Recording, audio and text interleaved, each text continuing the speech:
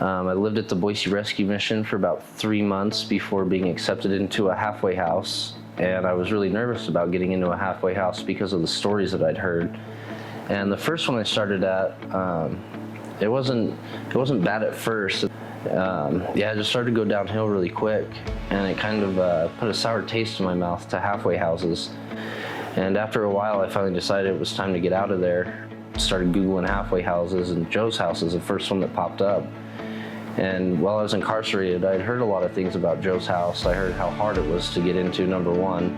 And so I thought, well, I might as well just try, get on a waiting list. And so I called him up and we talked for a minute, and he said he had a room for me, and I was blown away.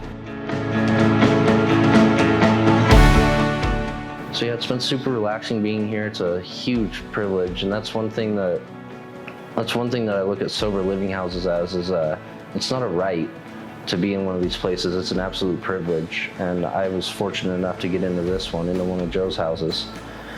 And one of the things I really do appreciate about Joe, like I said earlier, is the accountability. So he has a guy who randomly comes by and does UAs for us, which is huge for me, because in my last halfway house with people in the next room using, it was kind of a slap in my face. It was a slap in the face, or it was a major disrespect to my recovery, because the way I look at it is, these are sober living houses. These aren't half sober living houses. These aren't you want to be sober when you want to living houses. These are sober houses. So to be here, I expect people to be sober, and that's one thing that Joe keeps on top of, which is amazing. Joe's houses they've changed my life, because in the 4 years of my active addiction, I was scared to be inside of a home. I was scared to be inside of a building, period. I slept everywhere but inside of a room.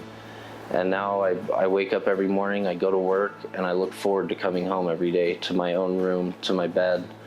The drive that I feel, the motivation, the momentum since I've moved in here. I mean, I didn't go grocery shopping once at the last halfway house I lived at, because I didn't feel like it was home. I moved in here and I went grocery shopping immediately. I now cook for myself. I prepare lunch every day. It feels like a home here. So the way that Joe handles everything here, the structure, the freedom, I mean, it's just amazing. I don't feel like a small child. I don't feel like I'm incarcerated again, sharing a space with 11 other people. So yeah, it's been a super blessing, a huge blessing to be here, and I really appreciate Joe letting me move in here.